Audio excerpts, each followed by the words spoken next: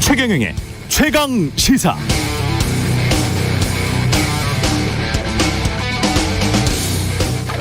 네, 오미크론 변이 바이러스가 전 세계적으로 빠르게 확산되면서 오히려 이제 방역 조치 풀고 있는 나라들이 잇따르고 있습니다.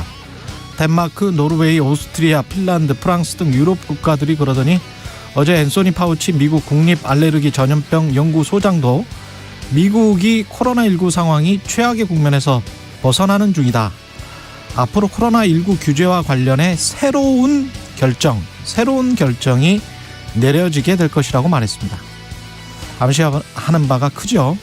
특히 개인의 건강 상태, 기저질환 여부에 따라 다르겠지만 예를 들어 30세의 건강한 일반인이라면 4-5년에 한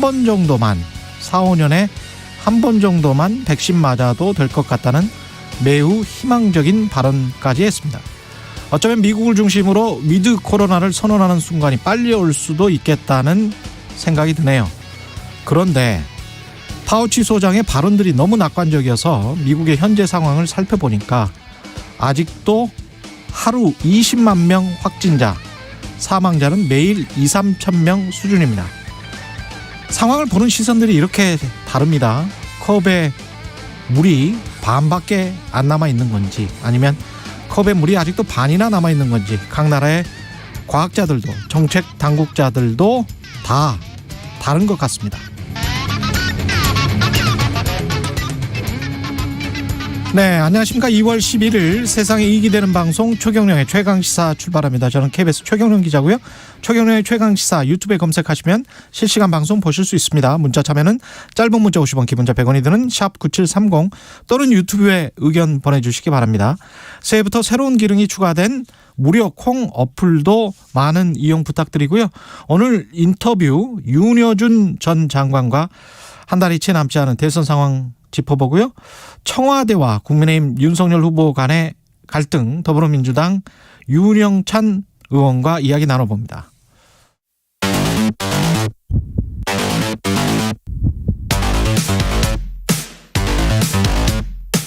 오늘 아침 가장 뜨거운 뉴스 언박싱. 네, 뉴스 언박싱 시작합니다. 민동기 기자, 김민하 평론가 나와 있습니다. 안녕하십니까? 안녕하세요. 예, 코로나19 소식부터 전달해 드려야 되겠습니다. 그 정부가 자가검사 키트 있지 않습니까? 예. 이 수급 불균형 대책으로 온라인 판매를 제한하기로 했고요. 그리고 어린이집과 노인복지시설에는 무료로 배포하기로 했습니다. 13일부터 온라인 판매를 금지하기로 했고 약국, 편의점 등으로 판매처를 한정을 하기로 했습니다. 요즘 워낙 유통 과정에서 가격이 정말 많이 올랐더라고요. 제가 이것도 마스크 초기 그 상태랑 좀 비슷하게 진행이 그렇죠. 되고 있습니다. 예. 그래서 필요하다면 긴급 생산 명령을 내리는 등 다각적 수단이 강구될 예정이라고 밝혔고, 예. 이런 조처들을 통해서 남은 2월 동안에는 7,080만 개, 그리고 3월에는 총 1억 9천만 개 키트가 국내에 공급이 될 것이다. 이렇게 이제 정부가 입장을 밝혔는데요. 21일부터는 뭐 어린이집과 노인복지시설 같은 경우는 감염에 좀 취약한 시설 아니겠습니까? 예. 여기에서는 약 216만 명이 주 1, 2회 쓸 수 있는 이 신속 항원 검사 키트를 무상 배포한다고 밝혔고, 유치원하고 초등학교 같은 경우에는 시도교육감하고 협의를 거쳐서 추후 결정할 그럴 예정입니다. 근데 관련해서 또 외국 같은 경우 오프닝에서도 최경영 기자가 말씀을 하셨지만 미국 같은 경우에는 지금 마스크 의무화를 폐지하겠다라고 지금 공개적으로 밝힌 주들이 굉장히 늘어나고 있고요. 뉴욕 주지사 같은 경우에는 방역 조처 더 이상 연장하지 않겠다, 이런 입장을 밝혔거든요. 근데 이게 대부분 또 민주당 그 주지사들이 있는 주에서 이런 조처들이 나오고 있다는 게 굉장히 특징이고요. 예. 관련해서 뉴욕타임스가 이런 조처를 환영하는 사람들도 있지만 하루 신규 확진자가 20만 명이 넘고 일주일에 17,000명 이상이 목숨을 그렇게 잃는 상황에서는 조금 성급하다는 지적도 있다. 이런 보도를 지금 하고 있는 상황입니다. 이 자가진단 키트는 이런 문제가 사실 예상이 안 된 것은 아니고, 그리고 이 사람들이 생각할 때는 다소 이제 한 박자씩 모든 대응이 좀 늦는 거 아니냐라고 느낄 수도 있을 것 같아요. 지금 어쨌든 PCR 검사를 통한 진단 능력이 상당히 떨어질 수밖에 없는 그런 상황에서 이 자가진단 키트는 충분하게 이제 쓸 수 있어야 되는데 그게 전제가 돼야 지금 증상이 있거나 좀 밀접 접촉을 했거나 그런 경우에 빨리빨리 검사를 할 수 있는 건데 그게 안 되다 보니까 오히려 이게 문제가 생길 수 있어서 너무 좀 한 박자가 늦는 그런 대응이다라는 평가에 대해서 좀 이해를 시켜줘야 될 필요가 있을 것 같고요. 그다음에 방역 조치 완화를 이제 미국과 유럽 특히 뭐 영국 뭐 이런 나라 다 하고 있는데 이거는 이제 앞에 오프닝에도 말씀하셨듯이 우리도 이제 좀 여러모로 방역 조치들 좀 완화하는 그런 국면으로 가야 된다라는 거는 그 이전부터도 계속 이제 나오던 얘기입니다. 오미크론 그렇죠. 변이 이후에. 우리도 많이 했죠.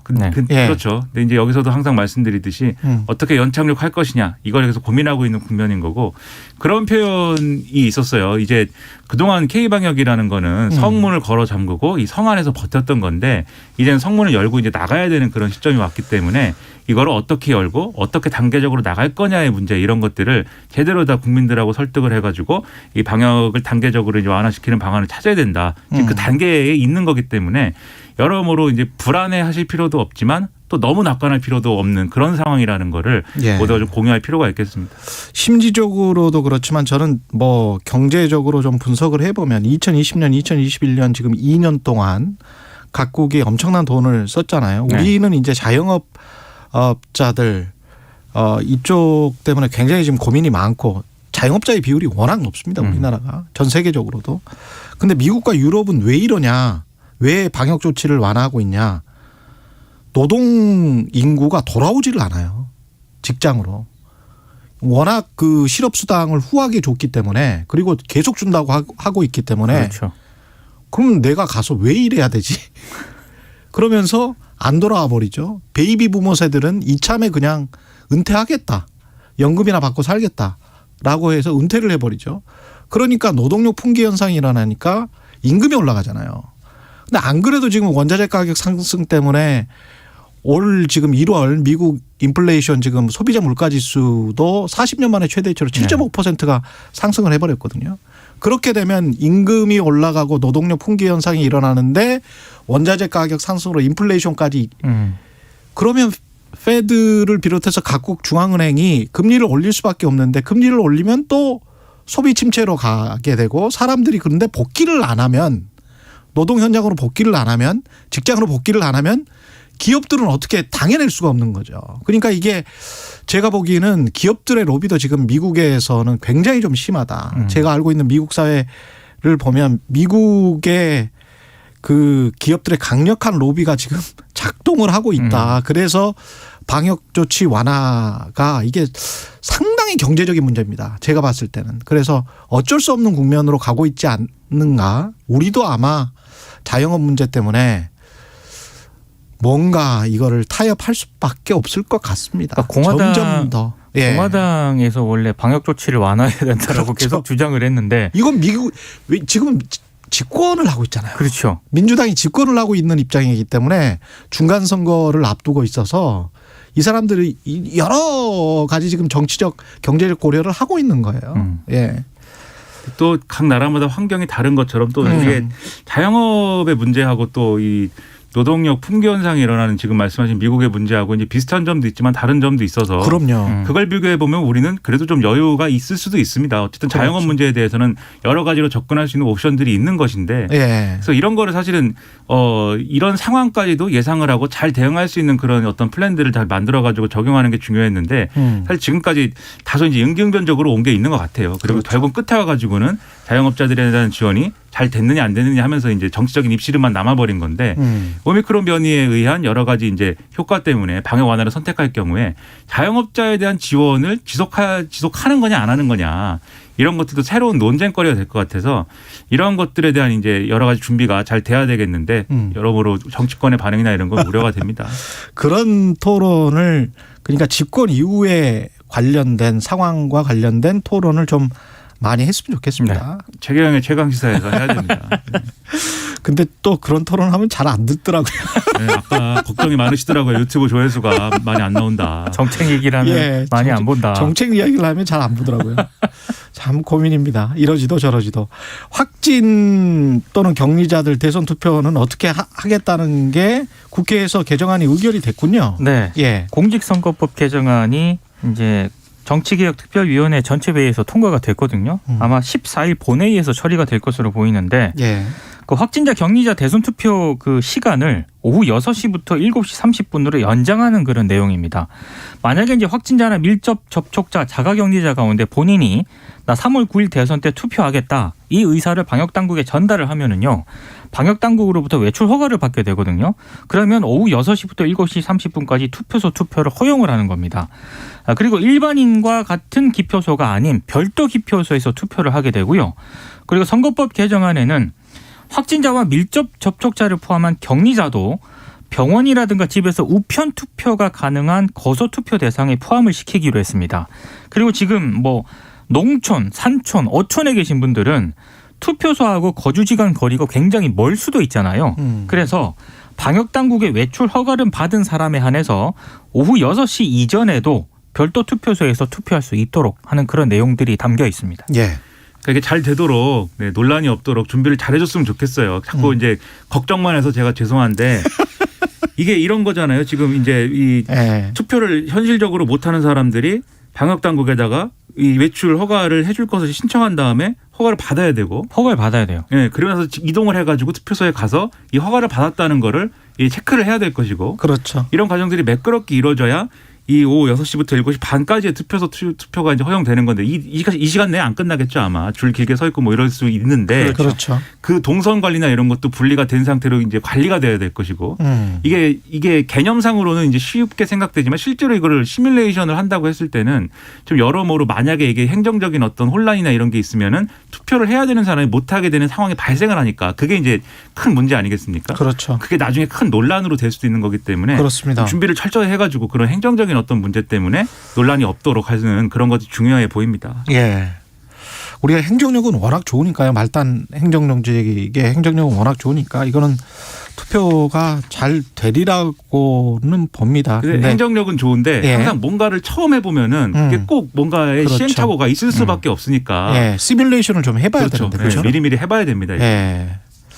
아니면 뭐 투표소를 훨씬 더 좀 많이 두는 방안도 있을 수가 있을 것 같고요. 선관위 예. 얘기는요. 이게 이제 확진자가 최대 하여튼 잡아도 만약에 100만 명이다. 예. 근데 이 100만 명이 한 곳에 가는 게 아니라 전국에 14,000개가 넘는 투표소가 예. 있거든요.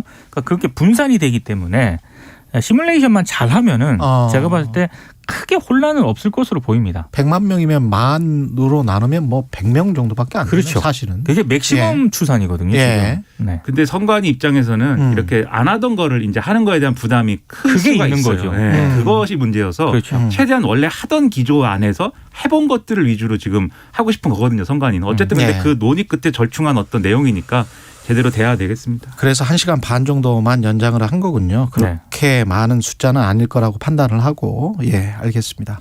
고 김용균 씨 재판 솜방망이 처벌이라고 할 수밖에 없는데 이것도 아마 법이 그렇게 돼서 그렇게 판결을 한 건가요? 그러니까 이게 김병숙 전 한국서부발전 사장에게 무죄가 선고가 됐습니다. 이게 예. 원청업체거든요.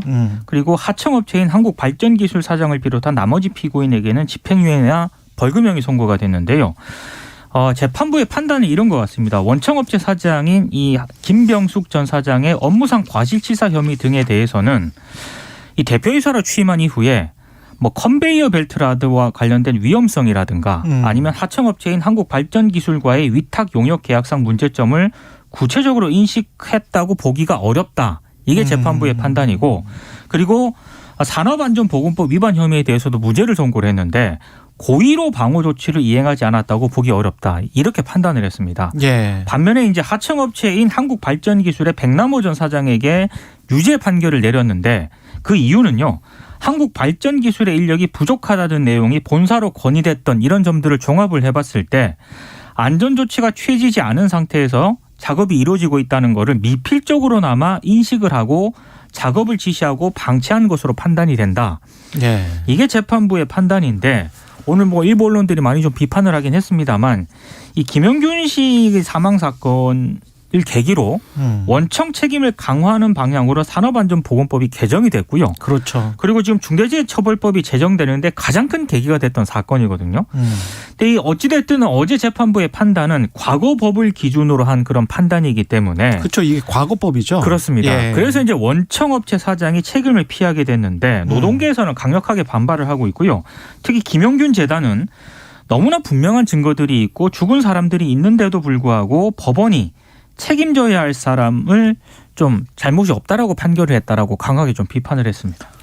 그러니까 이 사건이 이 판결만 보더라도 중대재해법이 있어야 되는 그런 그러네요. 그렇죠. 것을 보여주는 그런 판결일 수밖에 없고 그러니까 법원 입장에서도 과거법으로 할 수밖에 없는 거 아니에요. 그러니까 사건이 그렇죠. 발생했었을 때는 그때는 현재법이었기 때문에 그러니까 지금 그렇죠. 중대재해처벌법 소급 적용이 불가능하기 그렇죠. 때문에 소급 적용 불가능하니까 이런 한계가 원칙이니까. 있는 겁니다. 네. 그러니까 원청 사장은 무죄고 예. 하청 사장도 이 정황이 없었으면 이게 유죄가 나왔을지를 모르는 거예요. 이게 무슨 이런 인력이 부족하다는 내용을 본사로 건의하고 뭐 이런 이제 정황이 있으니까 이걸 근거로 안전 조치가 취해지지 않은 상태에서 작업이 이루어졌다는 것을 알았다고 봐야 되는 거 아니냐 뭐 이런 그런 지금 판결의 취지인 논리잖아요. 거죠. 네. 그러니까 이 정황이 없었으면 이거 처벌이 됐을지 안 됐을지 뭐 사실 모르는 거죠. 그래서 현장 관리자 정도의 어떤 처벌 가능성 뭐 이런 것일 수도 있는 건데 얘기가 그래도 어쨌든 이런 정도의 판결이 나온 것도 이게 아마 재판부가 여러모로 노력한 결과일 거예요 아마. 그러니까 얼마나 황당한 일입니까 이런 것들이. 그래서 역시 중대재해법의 어떤 정당성을 보여주는 상황인데 근데 또 중대재해법에 대해서도 여전히 사각지대가 있고 그걸로 이제 처벌 못하는 사례들이 많다는 점에서 노동계가 또 반발하고 있는 측면도 있어요. 그렇습니다. 전반적으로 예. 강화해 나가야 되겠는데 예. 그런 이제 논쟁이나 이런 준비나 이런 것들을 또 대선 국면에 또 중요한 논쟁이 됐으면 좋겠는데 예. 네, 그러지는 않은 것 같습니다. 제가 모두의 그런 말씀 드렸잖아요. 그 코로나 상황 관련해서 말씀드리면서 임금 노동력이 풍기해지니까 임금 상승이 일어나고 있는 선진국들 예를 들었잖아요. 네. 그런 현상이 제발 우리도 한번 일어나 봤으면 좋겠어요. 그렇습니다. 예, 노동력이 좀 희소해져서 임금이 자연스럽게 올라가고 그리고 임금을 사람값이 좀 귀해져 가지고 돈을 많이 줘야 그래야 사람을 쓸 수 있는 제대로 된 노동을 활용할 수 있는 그런 그렇죠. 세상이 돼야 이게 조금 사람 목숨값이 얼마나 귀중한지를 알지. 너무 수단화 그리고 우리 마음속에 이미 그런 게 자리 잡은 것 같아요. 너무 빨리 성장을 하고 그 위주로만 지금 생각을 해왔기 때문에 그런 점에서 조금 우리 생각 자체가 좀 고쳐져야 될 필요가 있지 않나. 좀 방향성은 좀 틀어봐야 되지 않나. 그런 생각이 듭니다. 너무 빨리빨리 성장하는 게 능사는 아니죠. 그러면서 저출생만 탓하고 있는데 예. 다 사람은 숫자로만 그렇죠. 기억이 되고 예. 논의가 돼요. 여러모로 가슴이 아픕니다. 예. 문재인 대통령 그 정권 적폐 수사를 하겠다는 윤석열 후보에 관해서 사과를 요구했습니다. 공개적으로 이제 사과를 요구를 했거든요. 근데 이 자체도 좀 이례적인데 이 기사를 보니까 굉장히 과정 자체도 좀 특이했던 것 같습니다. 어제 오전 청와대 참모회의에서 문재인 대통령이 언론 기사들을 확인하던 중에 직접 적어온 메모를 꺼내가지고요. 직접 적어온 메모를 직접 꺼내서 적어온 메모를 꺼내서 이른바 작심 발언을 했다라고 하는데 중앙지검장 검찰총장 재직 때에는 이 정부의 적폐를 있는데도 못 본 척했다는 말이냐 아니면 없는 적폐를 기획사정으로 만들어내겠다는 것이냐 대답을 해야 한다. 이런 발언을 했던 것으로 지금 알려졌고요. 그리고 지금 문재인 대통령이 대선을 며칠 전 이제 얼마 남겨주지 않은 시점에서 야당 후보를 정면으로 비판을 했기 때문에 문재인 대통령과 윤석열 후보 간의 어떤 전면전으로 치닫는 그런 양상을 보이고 있다라는 분석도 나오고 있습니다. 예. 특히 이재명 후보 같은 경우에는 본인이 많은 대선 과정을 봤지만 후보가 정치 보복을 사실상 공언하는 건 본 적이 없다라고 강하게 비판을 했고요. 여기에 대해서 윤석열 후보는 자신의 사전에 정치 보복이라는 단어는 없다. 문재인 대통령께서도 늘 법과 원칙에 따른 선역 없는 사정을 강조해 왔는데 그런 면에서 보면 우리 문재인 대통령과 자신은 똑같은 생각을 할 수 있겠다. 이렇게 입장을 밝혔습니다. 우리라는 단어를 좀 쓴 게 좀 인상적이고요. 예. 반면에 이제 이준석 국민의힘 대표 같은 경우에는 굉장히 원칙론을 이야기한 것인데 이 원칙론에 대해서 청와대가 발끈했다. 이건 명백한 선거 개입에 해당한다라고 비판을 했습니다. 예. 이준석 대표는 중국 얘기는 안 했으면 좋겠어요. 이 얘기하면서도 중국에는 아무 말 못하면서 왜 야당 후보엔 극대노하느냐 뭐 이렇게 썼는데 굳이 중국 얘기를 왜 끼워 넣는지는 너무 정치공학적으로만 계산을 해서 하는 발언들이 유권자들에게 이미 보이고 있다는 점은 이준석 대표도 좀 인지를 했으면 좋겠습니다. 그렇죠. 예. 이 문재인 이게 대통령이 가치의 문제인 것 같아요. 그렇습니다. 예. 문재인 대통령이 아마 다른 사람이 야당 후보였으면 국민의힘 후보였으면 똑같은 얘기를 했더라도 직접 대응하지 않았을 거예요 아마. 근데 윤석열 후보기 때문에 지금 대응하고 있는 걸로 보이거든요. 왜냐하면 이게 그냥 일반적으로 우리가 정치적으로 얘기하는 예를 들면 검찰총장을 식물총장으로 만들고 뭐 인사권을 이렇게 남용해가지고 검찰총장을 사실상 내쫓으려고 했고 뭐 이렇게 얘기하는 그런 정치적인 어떤 서사라는 게 일반적으로 정치권에서 얘기하는 그런 수준의 것이면은 이게 뭐 그건 뭐 정치적으로 하는 얘기니까 이렇게 하고 이제 좀 대응하지 않는 게 맞겠다 이렇게 생각할 수가 있겠는데 윤석열 후보는 지금 정권의 검찰총장이었고 서울중앙지검장이었잖아요. 어쨌든. 그 직을 맡았던 사람, 실제로 수사를 할 수 있는 권한을 가졌던 사람이 나와가지고 인터뷰를 통해서 이 정권이 굉장히 많은 어떤 검찰을 이용한 범죄를 저질렀고 그거에 대해서 수사를 해야 된다라고 얘기를 했기 때문에 이거는 유권자들 입장에서는 받아들인 어떤 온도의 차이가 분명히 있죠. 그냥 정치인이 얘기하는 거랑 검찰총장 지낸 사람이 하는 얘기랑 검찰총장이 지낸 사람이 이런 얘기를 하면 아 실제로 어떤 범죄가 광범위하게 뭐가 저질러져 가지고 수사를 할 게 있는가 보다. 그리고 윤석열 후보가 실제 대통령이 되면 그게 작동을 하겠죠. 실제로. 그런 점에서 이제 문재인 대통령이 그전에도 사실 이례적인 상황의 연속 아닙니까?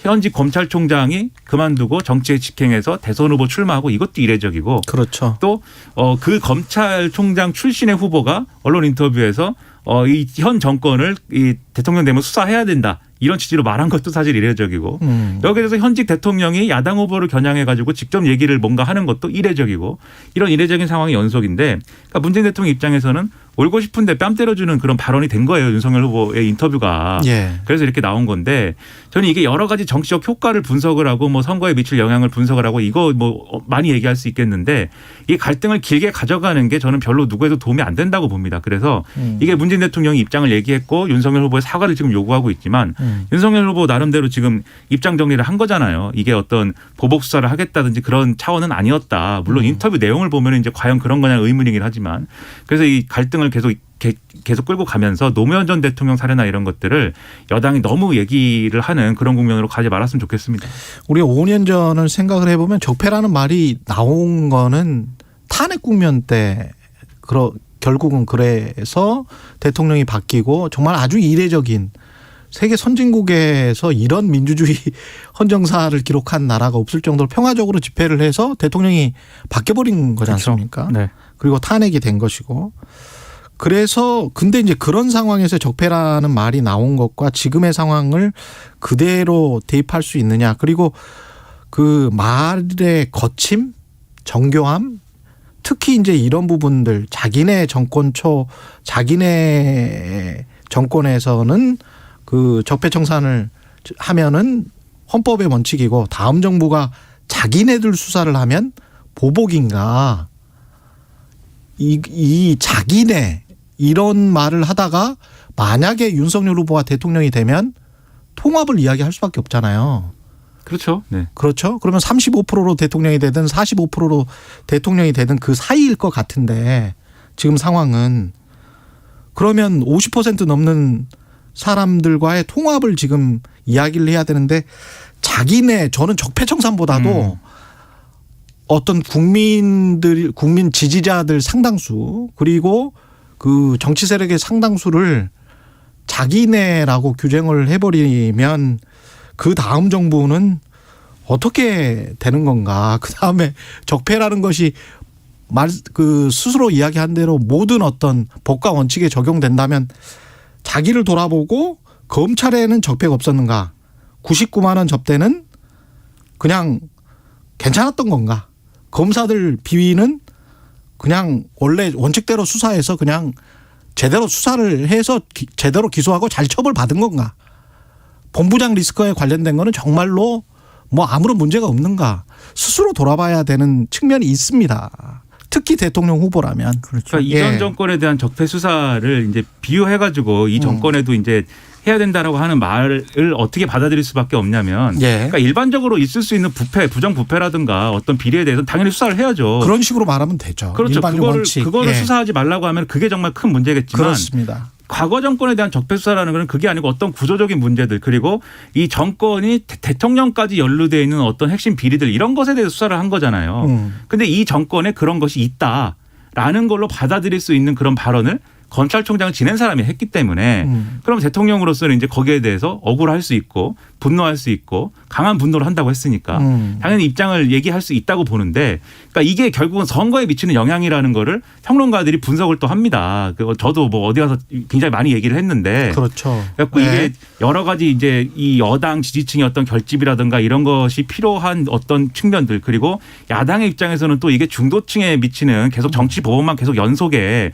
그러한 것들을 계속 할 것이냐라는 의문을 가져오는 그런 효과들도 있어가지고 지금 이제 윤석열 후보가 이런 입장 표명한 건데 이거를 계속 질질 끌고 가는 것이 도움은 안 된다 서로에게 그렇게 보인다는 거죠. 오늘로써 마무리 짓자. 오늘 토론에서 근데 이 얘기 다 할 겁니다. 이 얘기 토론에서 하고 주말에도 계속 얘기할 건데 너무 길게 할 필요는 없다 이거를. 없다. 예. 그 말씀도 일리가 있습니다. 뉴스 언박싱 민동기 기자 김민하 평론가였습니다. 고맙습니다. 고맙습니다. KBS 1라디오 최경영의 최강시사 듣고 계신 지금 시각 7시 46분입니다. 출근길 날씨 정보입니다. 오전까지 경기 남부를 중심으로 안개가 무척 짙게 끼겠습니다. 기온이 오르면서 이 안개는 차츰 사라지겠고 오늘 전국이 대체로 맑겠지만 공기가 많이 탁하겠습니다. 수도권 등 서쪽 지역과 대구를 중심으로 초미세먼지 농도가 종일 나쁨에 머물 전망입니다. 현재 기온은 서울이 영하 2.4도, 대구 영하 3.3도 등으로 어제 아침보다 조금 떨어져 공기가 차갑지만 한낮에는 서울 8도, 대전 11도, 부산 12도, 광주 13도 등으로 지금보다 10도 이상 오르면서 온화할 전망입니다. 큰 일교차를 주의하시기 바랍니다. 현재 서울의 기온은 영하 2.4도입니다. 날씨 정보 송소진입니다. 이어서 이 시각 교통 상황을 KBS 교통정보센터 정현정 씨가 전해드립니다. 네, 금요일 출근길입니다. 도로에 평소보다 차들이 많은데요. 앞차와의 거리 유지하면서 조심운전하시기 바랍니다. 현재 경부고속도로 서울 쪽입니다. 양산부터 막히기 시작했고요. 수원에서와 달래내 부근에서 반포까지 정체입니다. 반대 부산 쪽으로는 잠원에서와 서초까지 천천히 가고요. 신갈분기점에서 수원까지 이어서 밀리고 있습니다. 한편 서해안고속도로 상황은 서울로 들어오는 차들이 많습니다. 일직분기점에서 금천까지 4km 구간 정체고요. 반대 목포 쪽으로 는 금천에서 막힙니다. 팔곡터널에서와 용담터널까지 매송휴게소에서 비봉까지 이어서 제속도 못 내고요. 영동고속도로 강릉 방향으로 서창분기점에서 월곶분기점까지 속도 못 내고 있습니다. KBS 교통정보센터에서 정현정이었습니다.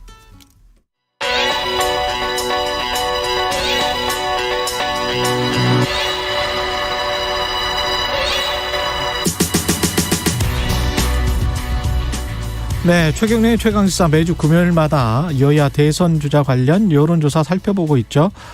여론조사 전문업체 메타보이스의 김봉신 대표 자리해 주셨습니다. 안녕하세요. 안녕하십니까. 예, 여론조사 개요부터 좀 소개를 하고 코너 진행하겠습니다. 전국 지표조사 그리고 KBS 한국리서치 조사입니다. 예. 전국 지표 조사는 엠프렘퍼블릭, K스테 리서치, 코리아 리서치, 한국리서치 등 4개 여론조사 기관이 지난 2월 7일부터 9일 사흘간 전국 만 18세 이상 남녀 1,007명을 상대로 전화면접 조사 방식으로 이루어졌고요. 표본 오차는 95% 신뢰 수준에서 플러스 마이너스 3.1%포인트, 응답률은 29.7%입니다. KBS 한국리서치 조사도 역시 마찬가지로 2월 7일부터 9일까지 사흘간 전국 만 18세 이상 성인 남녀 1,000명 대상 전화면접 조사 방식으로 이루어졌고요. 표본 오차는 90% 신뢰 수준에서 플러스 마이너스 3.1%포인트, 응답률은 25.2%입니다. 자세한 사항은 중앙선거 여론조사심의위원회 홈페이지를 참조하시면 되겠습니다. 두 조사 모두 응답률이 20, 30%대면 상당히 높습니다. 그렇습니다. 전국 지표조사 MBS 조사부터 살펴보면 지지율 결과가 이재명, 윤석열 35대 35예요? 예, 동률입니다. 완전히 같은 초박빙 상황이 유지되고 있고요.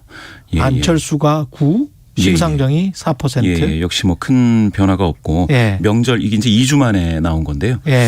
명절 연휴 그리고 TV토론 이전 조사 결과와 뭐 거의 동일한 결과이기 때문에 사실은 그동안 뭐 TV 토론 때문에 막 흔들릴 것이다 이렇게 이야기가 되기도 했는데 예. 선거판을 크게 흔들 수 있는 메가 이슈는 없다. 따라서 상황은 지속되고 있다. 이렇게 보시면 될 것 같습니다.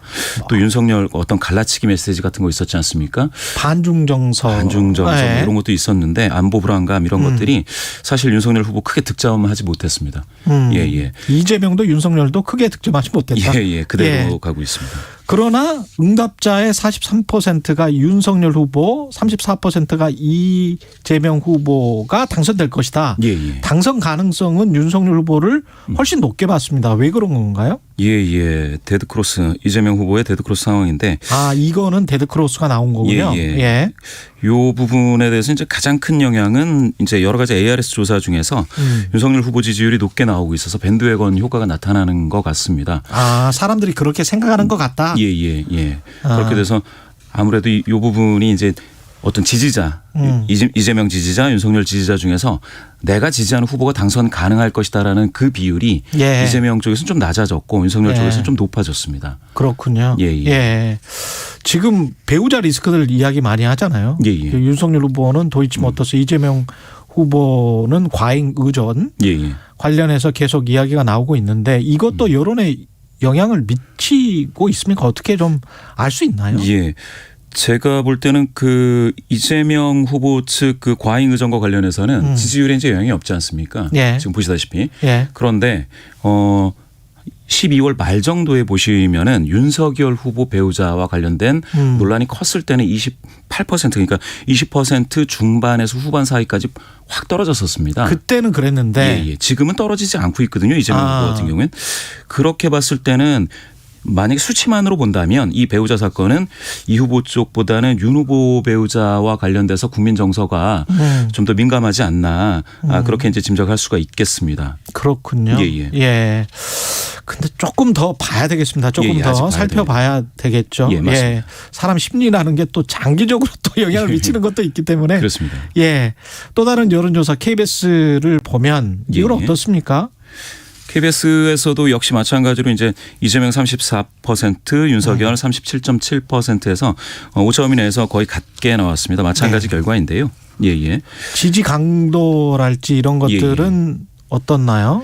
지지 강도가 사실 이제 계속 지지 의향인데요. 이거는. 계속 지지 의향. 계속 지지하겠느냐 이렇게 물어본 건데 그 비율을 이제 지지 강도로 환산해서 예. 보겠다 하면 이재명 지지자 중에서가 약간 더 계속 지지하겠다라는 비율이 좀 높게 나옵니다. 다만 바꿀 수도 있다가 전체 중에서 21.6%면 예. 이것도 이제 눈여겨봐야죠. 바꿀 수도 있다가 21.6% 예. 전체적으로 봤을 때. 그 이야기는 5명 중 이제 1명 정도는 내가 지지하는 후보를 바꿀 수도 있다라고 하는 거라 적은 규모는 아닙니다. 예. 또 그리고 뭐 아직 그 임박해서 임박 선택자들이 한 3분의 1 정도 되거든요. 예. 투표 미결정자들 요 규모도 고려한다면 지금부터 4명 주요 후보 더 노력을 해야 될 것 같습니다. 그렇군요. 예. 단일화 관련해서는 어떤가요? 누구로 단일화 하는 게 낫겠다. KBS 조사를 보면 예. 어떻게 나왔습니까? 누구로 전체적으로 봤을 단일화하면 때는? 좋겠느냐. 이게 이제 사실은 이재명 안철수 단일화는 사람들이 잘 여론조사 기관들이 묻지 않고 있는데 예. 최근에는 그 예. 이야기가 지금 나오고 많이 있긴 나오고 있죠. 합니다. 예. 윤안 단일화만 묻고 있는 가운데서 윤석열이 이제 적합하다라고 하는 비율이 그 사실은 안철수보다 더 훨씬 많이 나오고 있는 것은 사실이고요. 예. 아마 이게 그 밴드웨건 효과 역시 앞서 나가는 후보 쪽으로 좀 몰아줘야 한다는 그런 의견이 많은 거죠. 만약 이게 이안 단일화였어도 예. 마찬가지 현상이 나타났을 것 같습니다. 그러니까 정권 교체 응답자들 속에서는 예. 윤석열 후보가 압도적으로 지금 그렇죠. 높게 나오고 있네요. 69대 25.9. 예. 69대 25.9. 단일화 할 것이냐. 예. 두 번째 TV 토론회가 열리는데 예. 첫 번째 TV 토론회는 누가 더 잘했나? 누가 더 잘했나? 어떻게 나왔습니까? 오차범위 내에서 이재명 25.8, 예. 윤석열 24.2니까 같게 나왔습니다. 같네요. 그런데 이제 자기가 얻는 지지율보다는 이게 상당히 좀 낮은 상태거든요. 잘했다라는 응답이. 잘했다는 응답이 지지율보다 높은 사람은 이제 심상정 후보 1명입니다.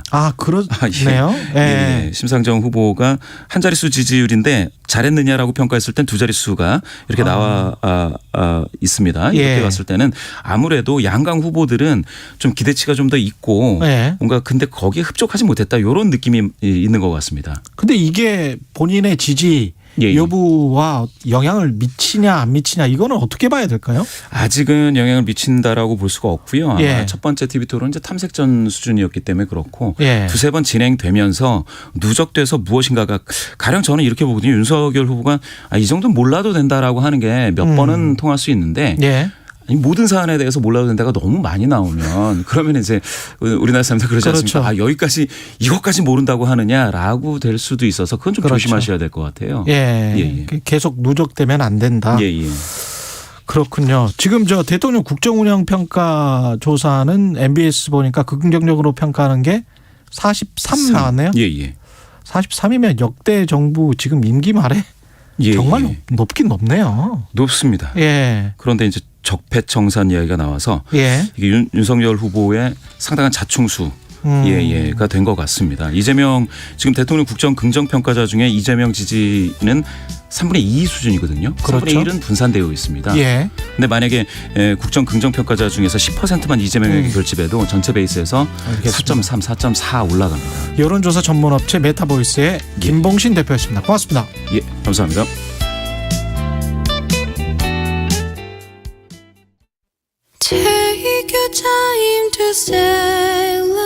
서울 서대문구 재택치료 전담팀의 황준 주무관입니다. 재택치료 승인자와 해제자 관리, 승인자분들 전담 공무원과 매칭해주고 24시간 동안 환자의 이상 징후 등을 모니터링해서 재택치료하시는 분들의 건강상태 체크와 응급상황 시 진료를 연계해서 비대면 진료 후 약 처방, 병상 배정 요청과 이송 요청 등을 하고 있고 키트 배송, 약 배송 등을 하고 있고 저는 2022 KBS 연중기획 기억을 기록하다. 24시간을 하면서 실시간으로 모니터링을 하고 있어요. 코로나 확진자가 그렇게 많이 나올 때는 어쩔 수 없지만 저희가 조금 더 환자분들이 필요로 하는 것이기 때문에 더 민감하게 반응을 하시고 저는 지금 재택치료하시는 분들의 키트와 약을 배송해주는 업무를 하고 있습니다.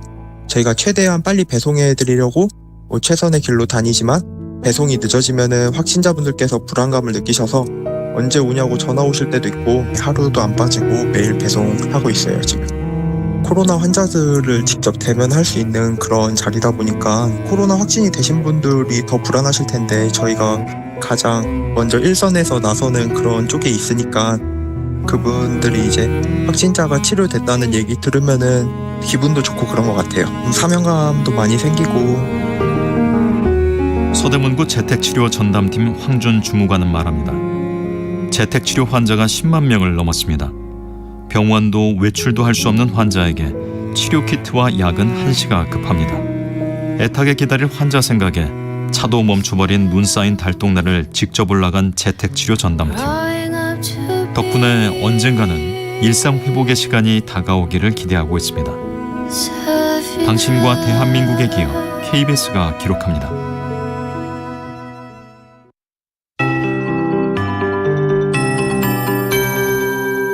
KBS 58분 날씨.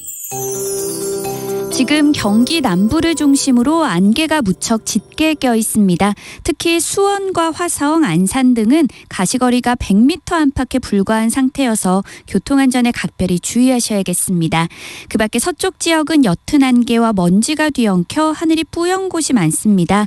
밤사이 국외 미세먼지가 날아왔고 우리나라의 대기가 정체되면서 먼지가 그대로 쌓여 지금 서쪽 지역과 대구를 중심으로 공기가 무척 탁한데요. 오늘 수도권과 강원 영서, 충청도와 전라도, 대구는 종일 초미세먼지 농도가 나쁨에 머물겠고 제주도도 오전까지는 먼지 농도가 높겠습니다.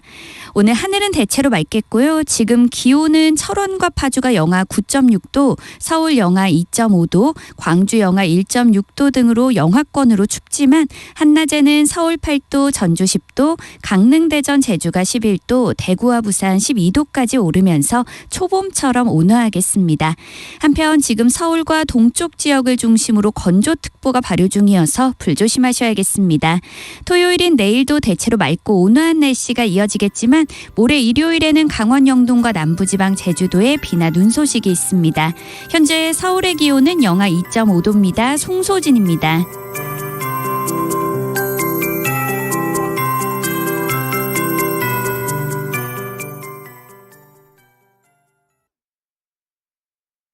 정성을 다하는 국민의 방송 KBS가 8시를 알려드립니다. AM 711kHz, FM 97.3MHz, KBS 1라디오입니다. HLKA.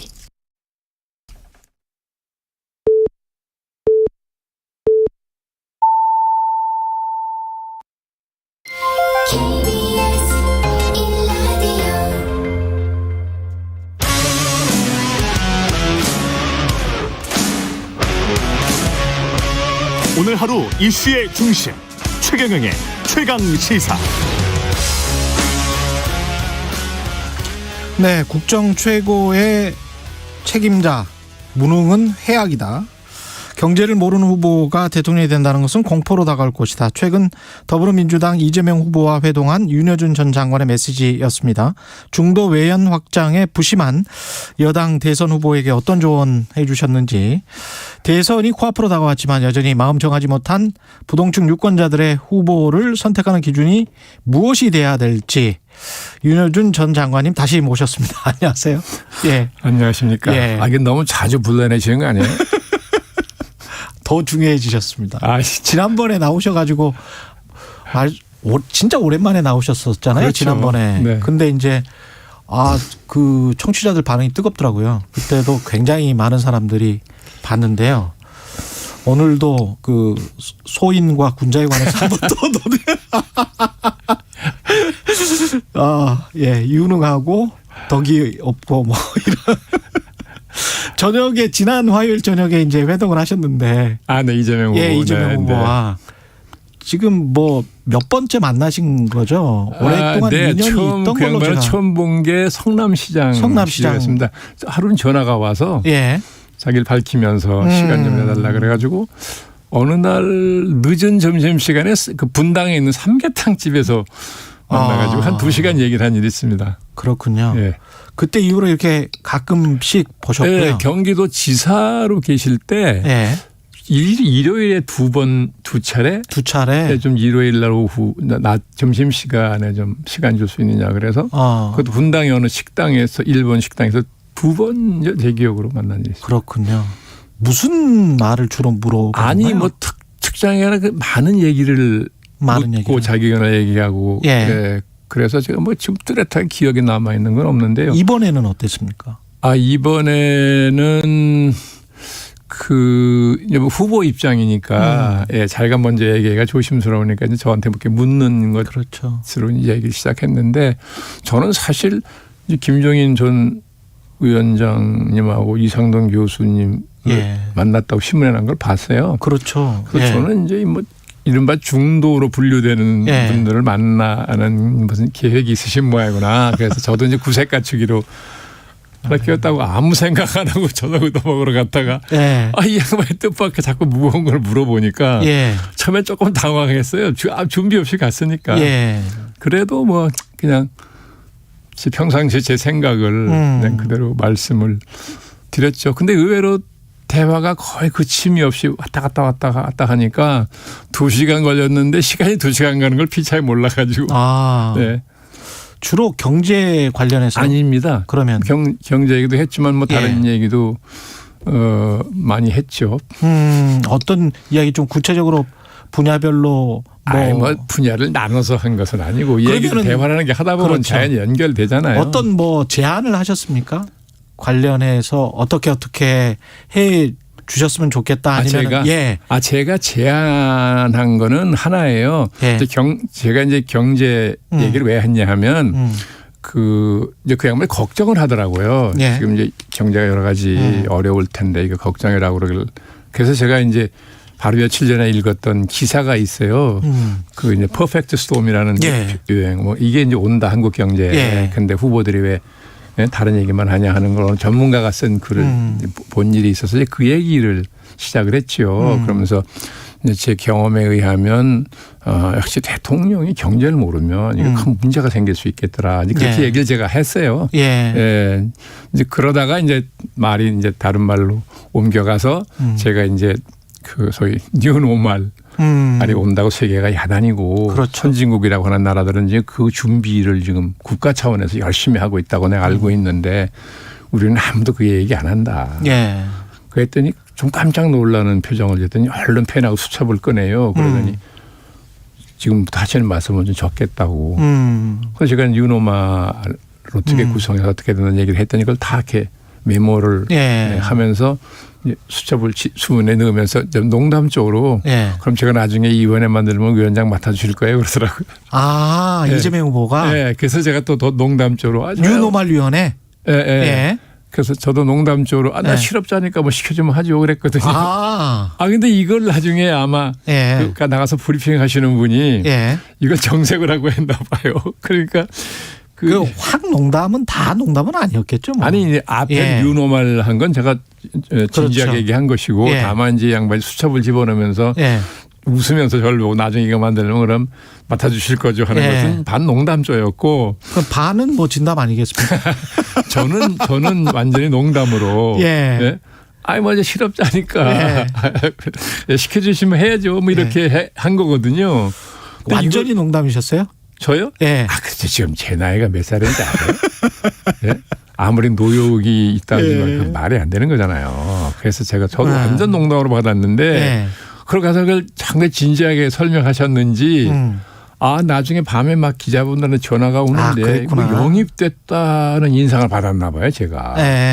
그거는 아니다. 그래서 이제 그 다음날 좀 발표가 나오는데 미리 얘기가 딱 하니까 운만 떼는 것처럼 받아들였대요. 그래서 제가 이제 그게 아니고 정리를 설명을 했죠.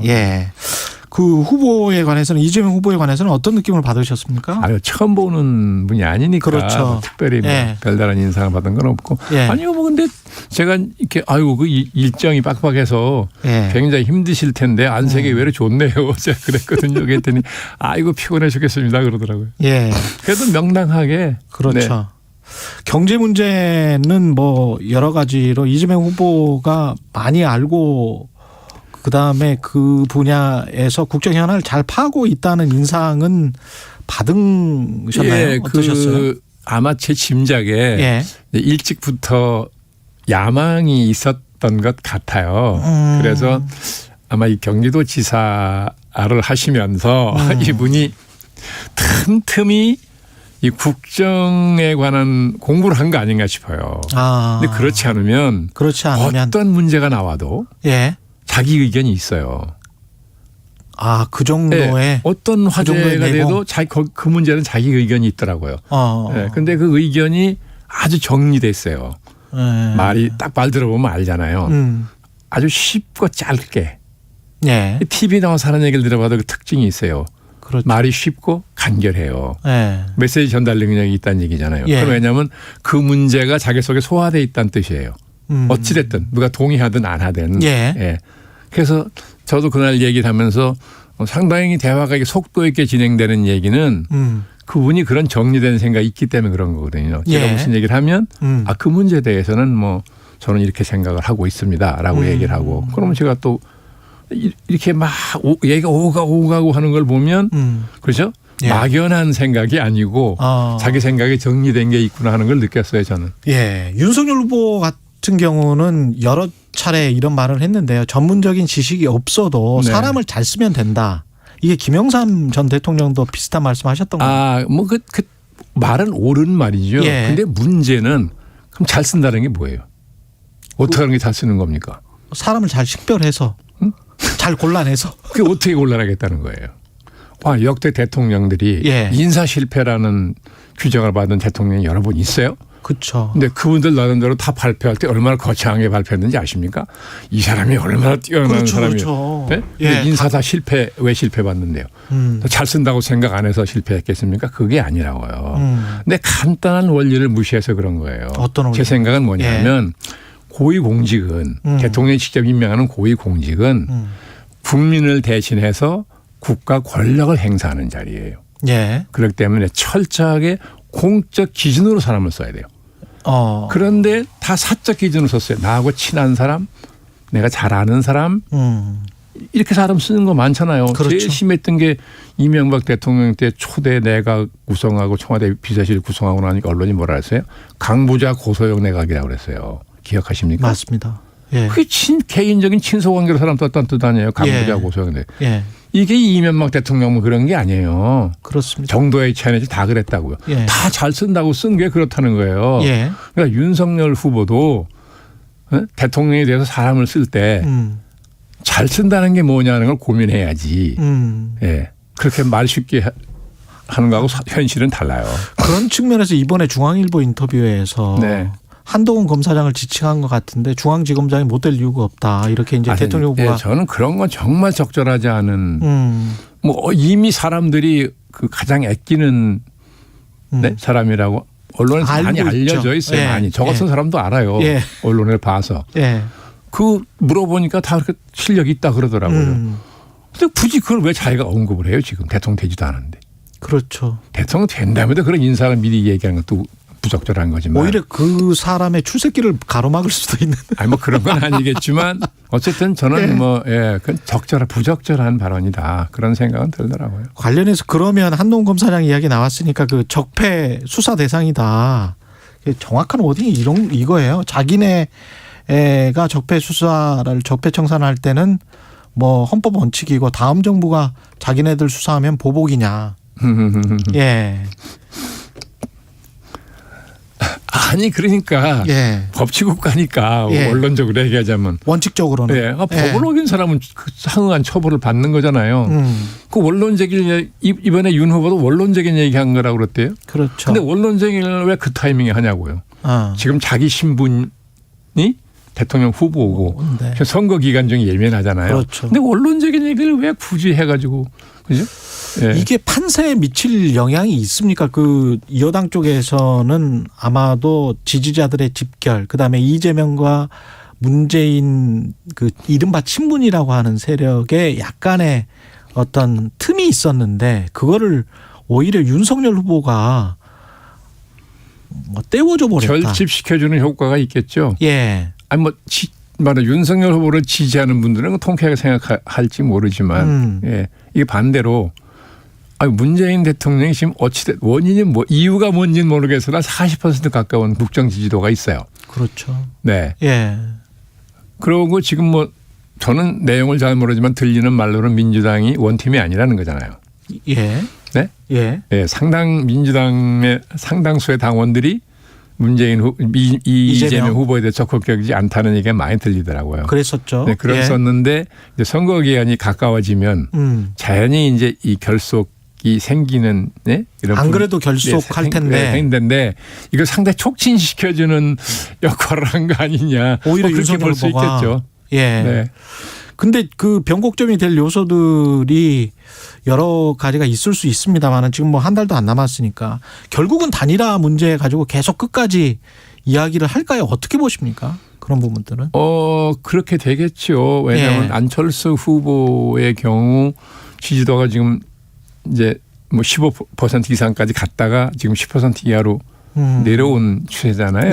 네, 이건 뭐 앞으로 뭐 조금 더 내려갈 가능성도 있다고 전문가들이 보는 것 같은데요. 서로 결집하면 양진영이. 네, 이제 그렇게 되면 안철수 후보 입장에서는 어떤 형태로든지 이게 뭐 단일화가 되든 뭐 공동 정권이 되든 그렇죠. 네, 그런 길을 현실적으로 모색하게 되지 않겠느냐.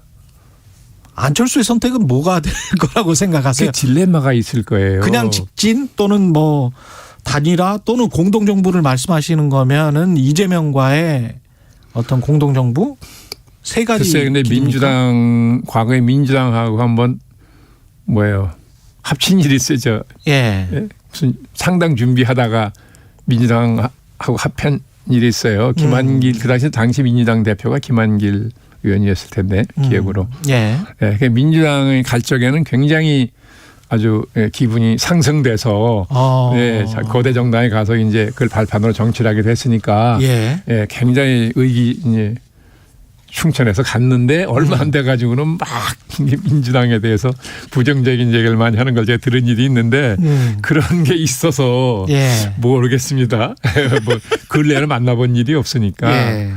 근데 이제 이게 또 하나의 딜레마가 아마 안철수 후보 입장에서는 철도 철수냐라는 말이 자꾸 있잖아요. 아, 그거 이게 부담될 것 같아요. 상당히 부담될 예. 거라고 봐요. 예. 네, 그래서 국민의힘 같으면 뭐 남들은 이준석 대표가 자꾸 견제하는 발언을 했으니까 뭐 꺼리지 않겠느냐 그러는데 저는 그 반면에 윤석열 후보가 당내 세력이 없어요. 그러네요. 그렇죠. 그러면 그건 네. 안철수 후보 입장에서는 매력적일 수 있어요. 매력적이라는 표현이 뭐 적절한지 모르겠습니다만. 오히려. 네, 그렇죠. 대통령이 되고 나서 그렇죠. 당을 장악할 수 있다. 아마 저는 그런 표현까지는 안 하겠습니다. 당의 주류가 될 수 있다. 예. 어쨌든 네. 윤석열 후보가 네. 당선 유력한데 예, 당내 세력이 있는 분이 아니잖아요. 그렇게 보면 그쪽으로 합류하는 게 예, 정치 장내에서도 유리하다고 할 수도 있는 거예요. 예. 그래서 어떤 선택할지 저로는 장담할 수 없고. 네. 그렇군요. 근데 아까 윤석열 접해 수사 이야기 그게 이제 청와대 반응이 있었고 그걸 꼼꼼히 메모를 한 다음에 그걸 누가요? 문재인 대통령이 네네. 예, 직접 이야기를 했다는 거 아닙니까? 강한 분노를 표출했다. 네네.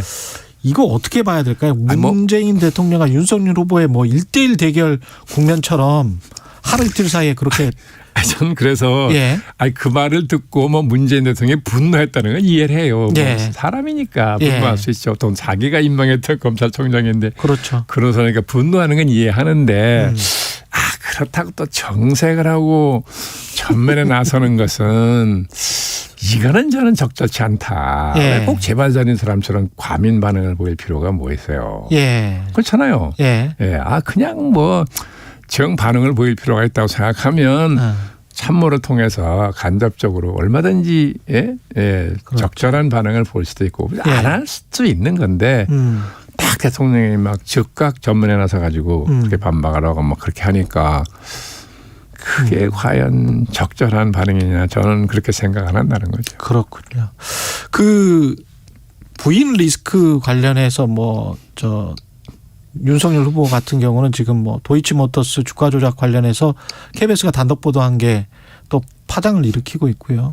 그런가요? 예, 이재명 후보 배우자 김혜경 씨 과잉 의존 논란은 계속 지속되고 있고 사과는 하기는 했습니다만은 이게 지금 여야 대선 후보 배우자가 직접 나서서 대국민 사과를 둘 다 했는데 역대 최초 아닙니까? 그렇지. 이런 일이 과거에 없었죠. 없었죠. 예. 그걸 볼 때마다 제가 생각나는 게 수신제가 치국평천하는 말이 생각나요.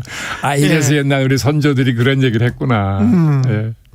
그렇군요. 아까 안철수의 선택에 관해서 말씀하실 때 이재명 후보와의 공동정부 가능성과 어떤 시나리오는 어떻게 혹시 생각하세요? 세상의 모든 가능성이 뭐 없다고 단정할 수는 없죠. 예. 근데 그 루트랄지 길이 어떤 식이 글쎄, 만약에 상상을 한다면. 그거 제가 어떻게 알겠습니까? 아마도 이재명 후보하고 만약에 이재명 후보하고 무슨 결합을 하는 그런 일이 벌어진다면 그거는 뭐 훨씬 더 좋은 조건일 수 있을 거 아니겠어요? 훨씬 더 좋은 조건. 안철수 후보에게 입장에서는 안철수 입장에서는 집권 여당이기 때문에. 그런데 한편 보면 또 다른 면으로는 또 국민의힘 쪽이 더 매력을 느낄 만한 요소도 있는 거고. 아까 말씀하신 그런 것들. 그러니까 어떤 선택을 할지 모르겠는데 선택 쉽지 않겠죠. 그러니까 아마도 설사 또 결합하는 결론이 난다 하더라도 이게 조금 시간이 걸리지 않겠어요? 시간이 걸릴 것이다. 고민을 많이 하겠죠. TV 토론 지금 1차 했고 2차 남아 있는데 앞으로도 이제 몇 번 더 할 거는 같습니다만은 유권자들이 가장 중요하게 살펴봐야 할 후보 선택의 기준 좀 마지막으로 정리를 해 주십시오. 글쎄요. 대통령감인지 아닌지 봐야 되는데 다만 제가 이재명 후보한테도 뉴노멀 얘기를 했는데 이게 지금 우리가 앞으로 맞닥뜨릴 시대적인 변화가 과거 어떤 변화보다 훨씬 크고 급격한 변화랄 거란 거 아닙니까? 뭐 다보스 포럼의 회장 같은 사람은 전대미문이다. 인류가 겪어보지 못했던 변화를 겪게 될 거라는 말까지 했잖아요. 그런 변화가 지금 온다는 것인데 그러면 그런 변화가 올 때 이게 대응을 한 국정의 최고 책임자가 대응을 해야 될 거 아니겠어요. 예, 그럼 상당한 소양이 있어야 되는 거죠. 예, 그래서 또 그런 변화가 몰려올 때 그럼 우리가 국가의 발전 방향을 어떻게 설정할 거냐 하는 것에서부터 그러려면 우리가 어떤 역량을 갖춰야 되고 뭘 제도를 어떻게 바꾸고 운영 원리를 어떻게 바꿔야 될지 이게 많은 고민이 있어야 되는 거죠. 예, 그래서 그 국민한테 제시하고 동의를 얻어서 국민의 힘을 다 모아가지고 대처해야 될 거 아니겠습니까? 근데 그러려면 상당히 뛰어난 자질이 있어야 되는데 뭐 두 분 중에 어떤 분이 그런 자질을 가졌는지 저로서는 잘 알 수 없고 윤석열 후보는 만나서 얘기해 본 일이 없으니까 그렇군요. 제가 판단할 수 없죠. 알겠습니다. 윤여준 전 장관님이었습니다. 고맙습니다. 감사합니다. 예. 오늘 하루 이슈의 중심. 당신의 아침을 책임지는 직격 인터뷰. 여러분은 지금 KBS 1라디오 최경영의 최강 시사와 함께하고 계십니다.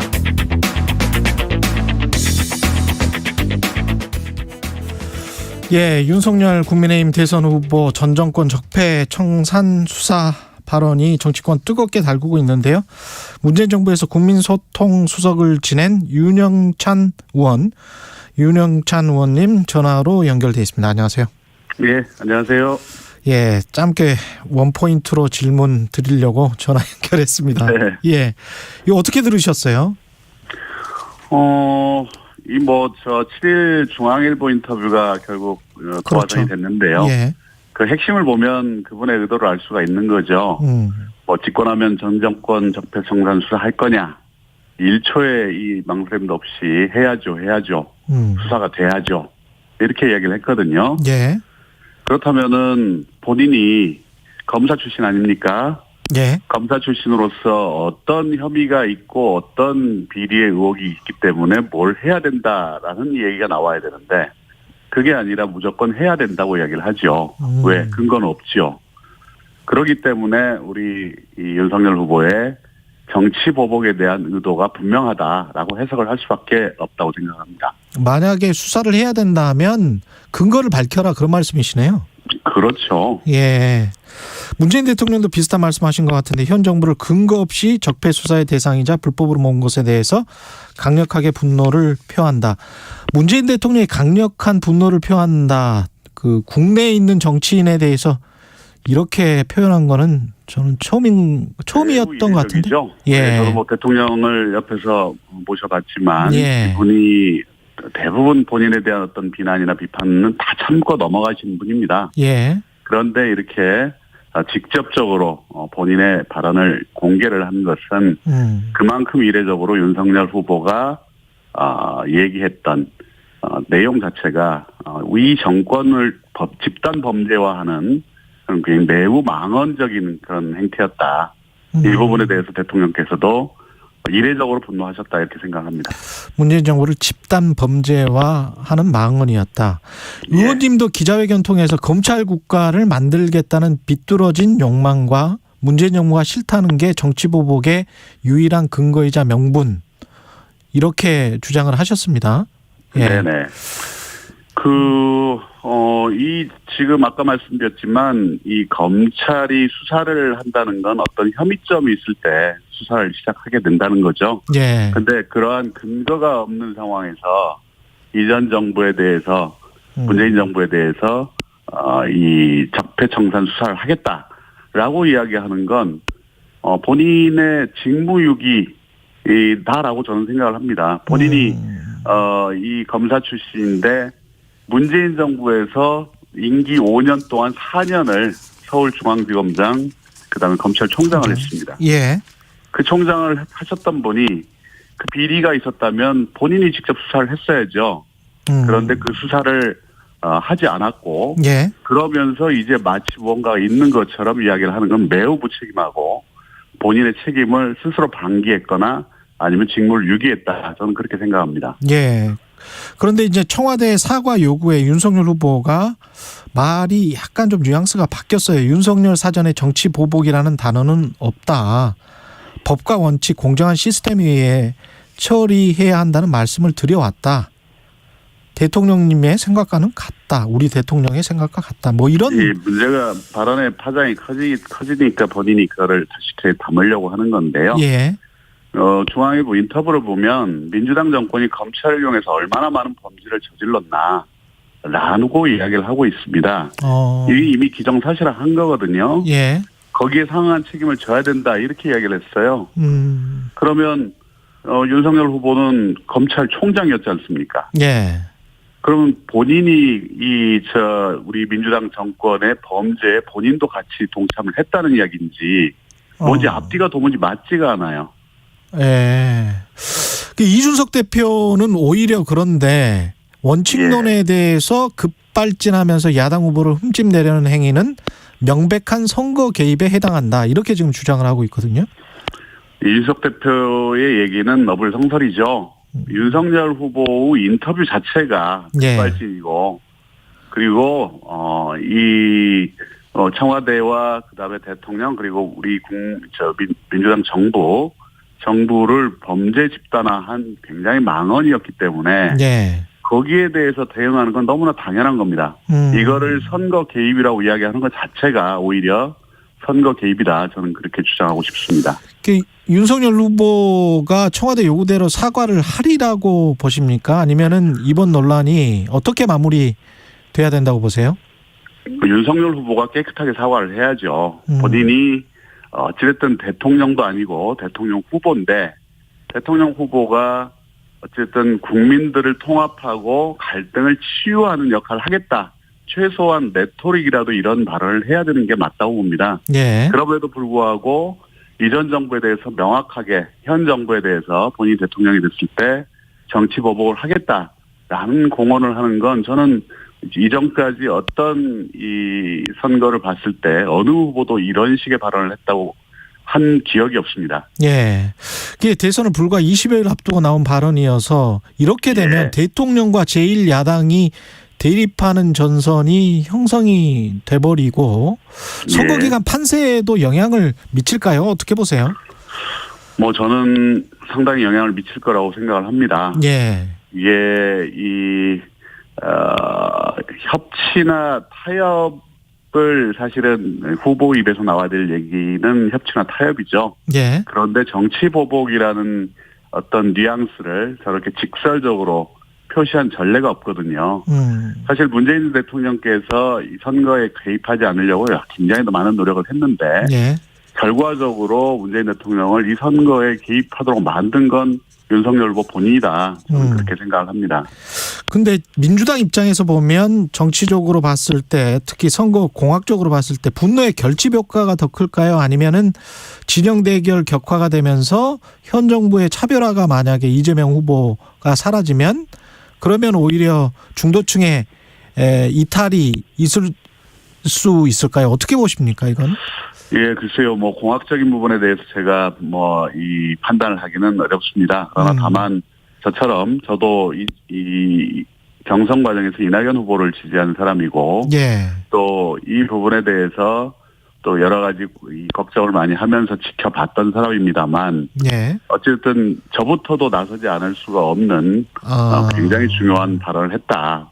망언을 했다라고 생각을 하고 있고 이거에 대해서 그동안 우리 민주당 지지자들 중에서 이재명 후보를 지지하지 않던 분들이 마음들 상당히 바꿀 것이다 저는 생각을 합니다. 그 남은 기간에 유권자 표심을 결정질 최대 변수는 어떻게 보십니까? 마지막으로. 역시 오미크론으로 인해서 코로나19가 지금 급 확산을 하고 있는데요. 이 코로나 위기를 어떻게 극복할 것인지가 가장 중요할 것 같고요. 그리고 대한민국이 굉장히 이 대전환의 상황에 와 있는데 이 대전환을 이끌 수 있는 유능한 리더가 누구냐라는 부분에 대한 유권자들의 판단이 굉장히 중요할 것 같다 이렇게 생각합니다. 알겠습니다. 윤영찬 더불어민주당 의원이었습니다. 고맙습니다. 네, 감사합니다. KBS 1라디오 최경영의 최강시사 2부는 여기까지입니다.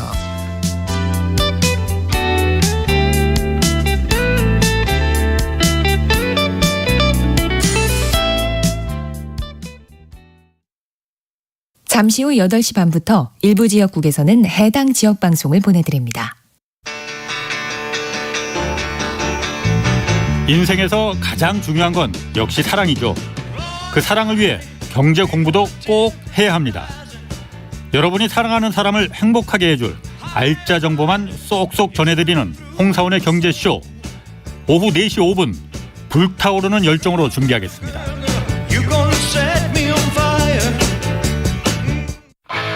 야심차게 시작한 2022년인데 이렇게 살아도 되나 걱정되나요? 괜찮아요. 잘하고 있어요. 진짜 시작은 지금 이 순간부터.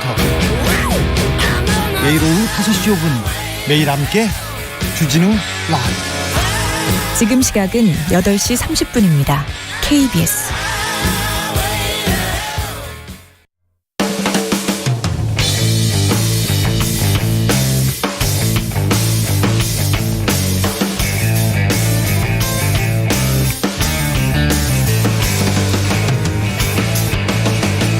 최경영의 최강 시사.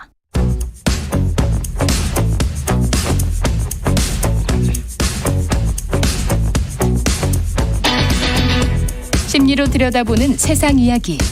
뉴스는 십니다. 네, 정치, 경제, 사회 등 우리 사회의 다양한 이슈를 심리학적 관점에서 풀어보는 시간입니다. 최경영의 최강시사 뉴스는 십니다. 아주대학교 심리학과 김경일 교수님 나와 계십니다. 안녕하십니까? 네, 안녕하세요. 예.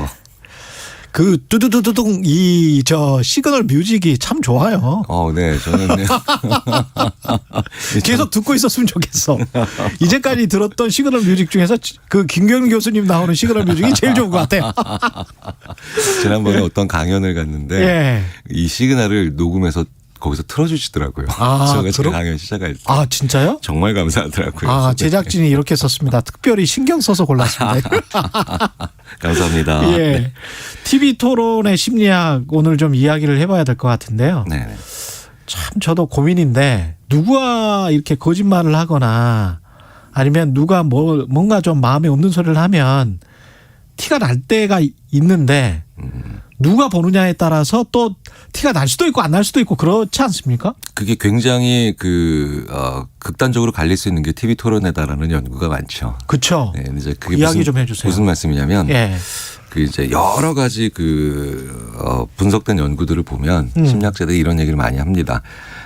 지지하는 분들은 내 후보가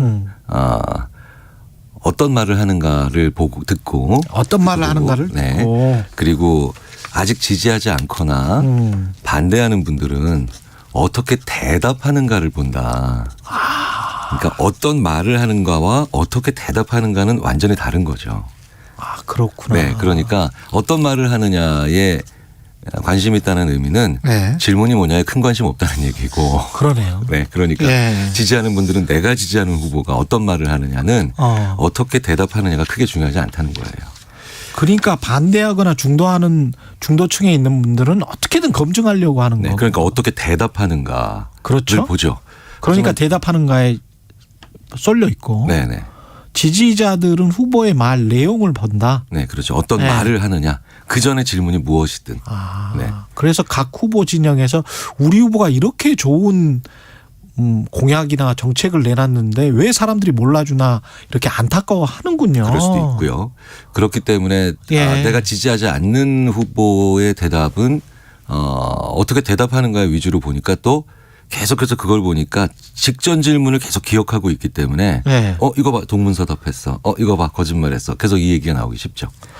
그런데 TV 토론을 하는 당사자들 후보들 입장에서는 지금 그냥 대중을 상대로 하고 있단 말이죠. 네네. 그냥 일반 유권자들을 상대로 하고 있는데 자기 지지자들에게만 시그널을 보낼 수도 없고. 그렇죠. 중도나 반대하는 사람들에게만 시그널을 보낼 수도 없고 이거 참 어렵겠습니다. 그러니까 굉장히 쉽지 않은 그 형식의 혹은 그런 상황의 대화인 건 분명해요. 예. 그래서 이 상황에서 내가 조금도 밀리고 있지 않다 혹은 내가 이 상황이 조금도 어색하지 않다라고 하는 시그널이 오히려 진정성을 떨어뜨리는 경우도 있어요. 그 사람에게 보이는 진정성을. 예.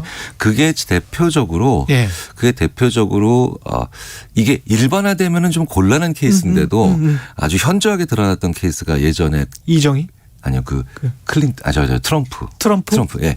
물론 이정희 후보도 그런 상황에 대해서 굉장히 그 현저하게 모양새를 만들어냈지만 그 상황 자체가 후보들이 조금도 긴장하지 않고 있다 거짓말이죠. 그것 자체가 실제로 거짓말이죠. 그렇죠. 그리고 조금도 당황하고 있지 않다, 조금도 긴장하고 있지 않다, 그게 거짓말이죠. 그 정말 인간적이지 않지. 네네, 그렇죠. 그래서 오히려 예전에 그 미국 대선에서 보면 TV 토론에서 너무 능수능란하게 얘기를 했기 때문에 문제가 되는 경우들이 꽤 있죠. 어떤 경우? 그러니까 예전에 이제 엘고 후보 같은 경우도 그렇고 너무 능수능란한 대답을 한 거예요. 게다가 어려운 단어로. 근데 그분은 또 엄청나게 똑똑하신 분인 그렇죠. 거는 맞잖아요. 실제로 대학생들만 알아듣는 언어를 했다라고 얘기를 특히 해서 환경 관련해서 그렇죠. 이제 너무 철학적이었어요. 그렇구나.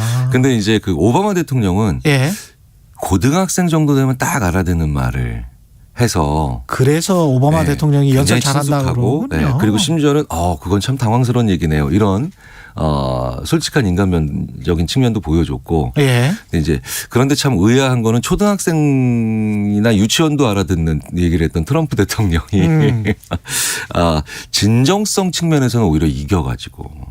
진정성. 왜냐하면 상대방 후보가 힐러리였기 때문에 진정성이 떨어진다는 얘기를 많이 들었었거든요. 또 힐러리도 엄청 똑똑한 사람이잖아요. 네, 그렇죠. 그래서 토론회 때 너무 똑똑함을 드러낼 필요는 없다라는 게 최근까지는 이제 나오는 얘기들이죠. 그렇군요. 그 똑똑한 게 좋은 게 아니군요. 왜냐하면 똑똑하다가 차갑다와 붙으면 똑똑하다가 차갑다와 붙으면 별로 안 좋아지거든요. 그래서 똑똑하다가 따뜻하다와 붙어야 되는 거군요. 그렇죠. 똑똑하다와 따뜻하다가 붙어야 돼요. 그러면 시너지가 나는 거군요. 이제 그렇게 치자면 지난번 토론은 그 두 개를 다 붙인 분은 없는 것 같아요. 그렇죠. 왜냐하면 그리고 TV 토론이라는 것 자체가 또 그분들 잘못은 아닌 게 따뜻함을 보이긴 참 어려운 그런 자리이기도 하죠. 그렇죠. 그래서 그 짧은 시간에. 그래서 TV 토론에는 분명히 필요한 것 같은데 최근에는 그걸 보조하기 위해서 그냥 대담 형식의 그런 그 다른 채널들이나 다른 정부들이 많이 나오잖아요. 예전에는 왜 우리가 이제 80년대 대선이나 90년대 대선에서는 대중연설, 막 수십만의 그 군중과 그런 청중이 있는 데서 하는 대중연설이 있었는데 이제 요즘 그런 걸 찾아보기가 어렵지 않습니까? 근데 최근에 그 기능을 대체하는 것 중에 하나가 바로 그렇게 그런 우리가 이제 지상파 같은 아주 굉장히 거대하고 이제 잘 정교화되어 있는 그런 프로그램 말고 훨씬 더 편하게 얘기할 수 있는 거기서 사람을 알아본다. 그게 굉장히 중요한 기능을 가지게 되죠. 혼자만 나와서 막 이야기하는 것. 그렇죠. 한두 시간 동안. 네, 그렇죠. 왜냐하면 거기서는 누구랑 대화를 하냐면 상대방과 대화를 하는 게 아니라 그 분야에 대해서 어느 정도 알고 있는 진행자와 대화를 하고 있죠. 그래서 아마도 이번 대선이 끝나면 그런 마찬가지죠. 우리 최경영 기자께서도 그런 진행자시지만 그런 진행자들과 어떤 수준을 가지고 있는 진행자들과 대화를 많이 했느냐가 아마도 분석이 돼서 그것의 효과가 어느 정도 상당했다라는 그런 분석들이 나올 가능성이 커요. 제가 보기에는. 맞습니다. 급격하게 변하고 있는 것 같습니다. 근데 과거 같으면 대담이 어떤 특정 후보를 찬양해 주거나 뭐 홍보해 주는 그런 이제 과거 권위주의 정권 시절에 그런 어떤 아픈 상처 때문에 잘 이 형식을 취하지 않으려고 했는데 유튜브가 이 득세를 하면서 근데 이게 또 보다 보면 저렇게 하면 사람을 알 수도 있겠구나 그런 생각이 들더라고요. 네. 그러니까 그게 TV 토론회에서 가지고 있는 중요한 그런 영향력들은 분명히 앞으로도 존재할 텐데요. 그런데 사실은 예전에는 그건 못지않게 굉장히 컸던 게 아주 많은 사람들을 모으고 하는 그런 연설. 정치는 연설이다 뭐 이런 얘기 있었지 않습니까? 근데 그 연설이 앞으로 이제 그쪽으로 많이 대체가 될 가능성이 큰 것 같아요. 그럼 TV 토론을 보면 사람들이 나의 지지를 더 확신하게 되고 강화하는 측면이 큽니까? 아니면은 이거를 선택을 바꾸는 영향은 별로 없습니까? 어떻게 보십니까? 왜 다른 전문가들께서도 예. 저는 뭐 정치 전문가는 아니지만 예. 정치나 여론에 관련된 전문가들께서는 분명히 TV 토론회가 지지자들이 지지를 철회하는 기능은 별로 없을 거라는 얘기 많이 하시죠. 그거는 저는 너무 뻔한 것 같아요. 네네. 강화하는 역할은 좀 할지 예. 모르겠죠. 그런데 이게 내가 지지하는 후보는 어떤 말을 하느냐만 보통 본다고 말씀드렸잖아요. 예. 그래서 좀 무례해도 신경 안 씁니다. 그렇죠. 그런데 예. 어떤 대답을 위주로 하느냐를 보는 소위 말하는 아직 지지를 결정하지 않은 그렇지. 분들은 부동층. 네. 예. 그 말 속에서 무례함을 굉장히 중요하게 봐요. 대답에서 네. 무례함을 그 무례함. 본다.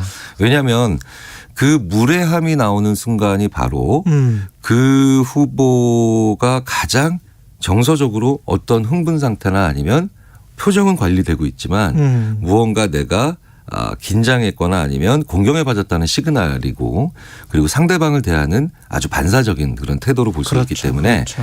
네. 예전에 그 트럼프 같은 경우는 아주 조롱에 가까운 표현을 썼잖아요. 예. 자, 그래서 선거에서는 이겼지만 재선은 절대 할 수 없는 시그널을 그걸로 줬다고 저희들은 묻는 거죠. 예. 네. 저 사람 너무 무례하다. 네. 미국 정치에 맞지 않는다.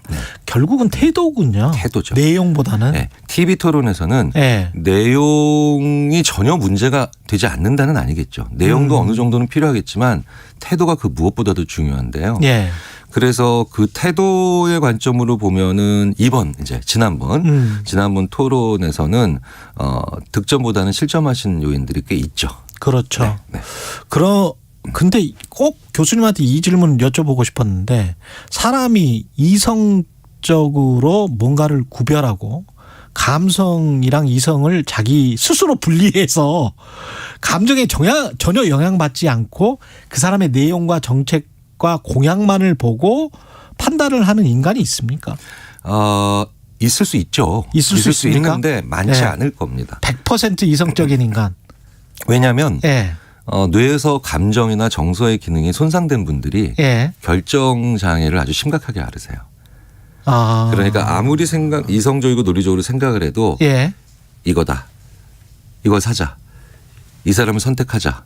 이런 식으로 결정했잖아요. 예. 최종 결정은 감정이라고 하는 결제 도장이 필요하다라고 저희가 표현을 하거든요. 최종 결정은 오히려 감정이라는 결제 도장이 필요하다. 그래서 어떻게 해도 결정을 안 바꾸는 분들. 이런 분들도 정서 장애가 있는 분이에요. 어느 정도는. 정서적으로 문제 있는 분들이죠. 장애까지 표현은 좀 그렇고. 있는데 100% 이성적이라면 그 사람은 장애가 있는 사람인 거가 되는 그렇죠. 이제 그러면은 사실은 그게 그냥 기계죠. 그렇군요. 네, 기계인데 자 생각해 보세요. 지금 입고 계신 그 옷 왜 사셨어요? 그냥 좋아서. 그렇죠. 멋있어 보여서. 그렇죠. 예. 그러니까 A 자동차와 B 자동차가 있는데 우리가 그걸 완벽히 분석해서 그다음에 최종 리포트로 A가 94.2점, 예. B가 93.5점 이래서 고르는 게 아니거든요. 그렇군요. 네네. 그건 애당초 가능하지 않고요. 어. 우리가 모든 것에 대해서 이성적이고 논리적으로 판단할 수 있는 잣대가 있다라는 전제 자체가 틀린 거거든요. 그게 틀렸다. 네. 그러면 똑같이 완벽하게 중립적으로 토론을 진행했으면 어떻게 됐었을 거야? 뭐 우리 후보에게 유리했을 거야, 불리했을 거야.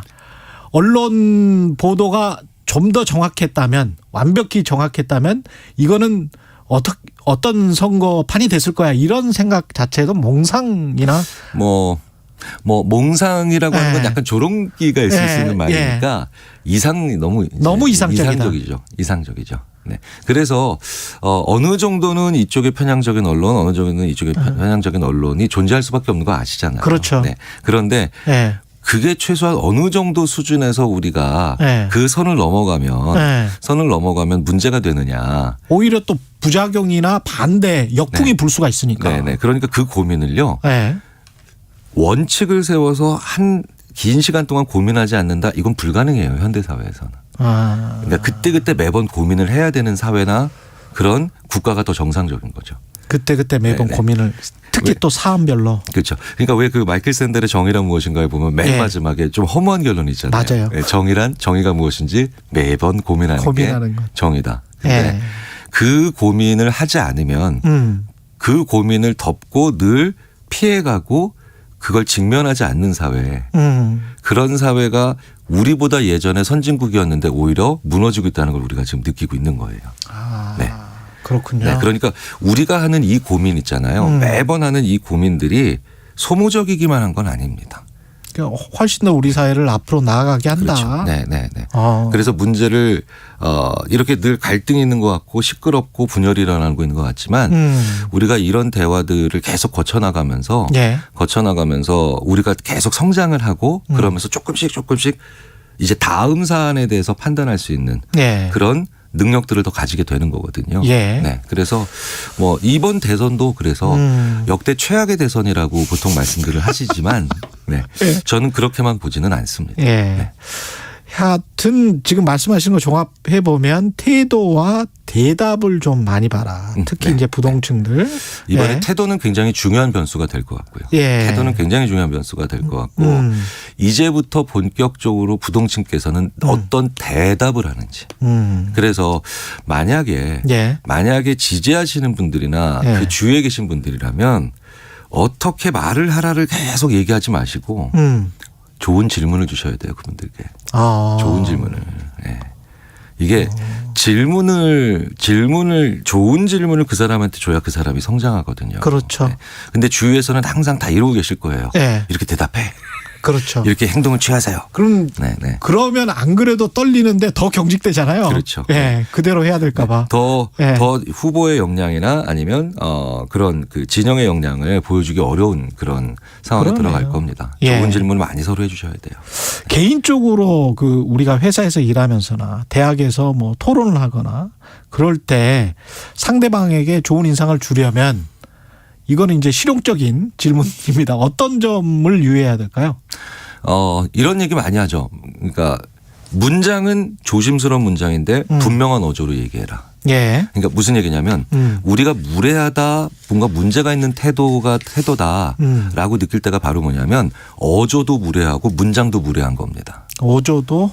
문장도. 그런데 어조는 굉장히 단호한데 문장 자체는 굉장히 조심스러운 문장이 있어요. 예를 들자면 이런 겁니다. 그 일은 확실하게 끝나지 않을 수도 있습니다. 조심스러운 문장이에요. 그렇죠. 근데 이걸 분명하게 얘기하는 거예요. 근데 기어 들어가는 목소리로 그 일은 확실하게 끝나지 않을 수도 있습니다. 이러면 목소리도 어조도 조심스럽고 문장도 조심스럽잖아요. 이러면 사람들이 되게 위축해 보이고요. 그다음에 단정적인 말 잘 됩니다. 이거는 어조도 분명하고 문장도 너무 분명해요. 그렇죠.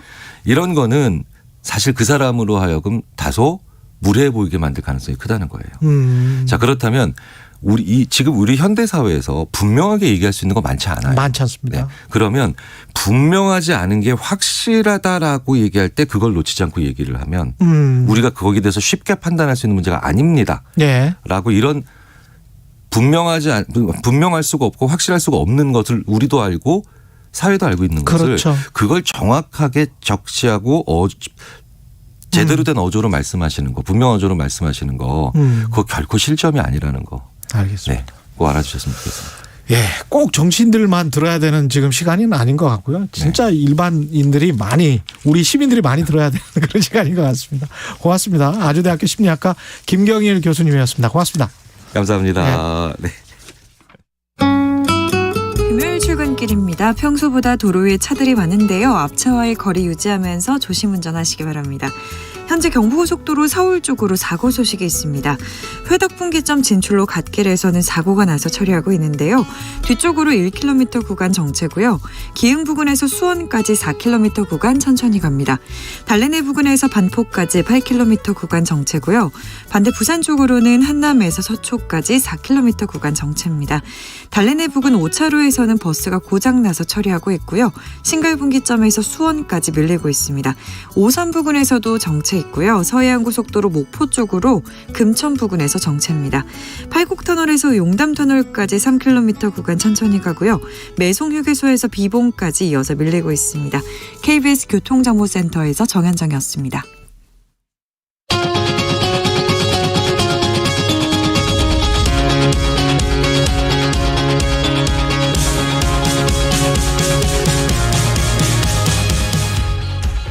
네, 2022 베이징 올림픽 소식 대회 8일차 베이징 현지에 가 있는 KBS 라디오 유기성 PD입니다. 안녕하세요.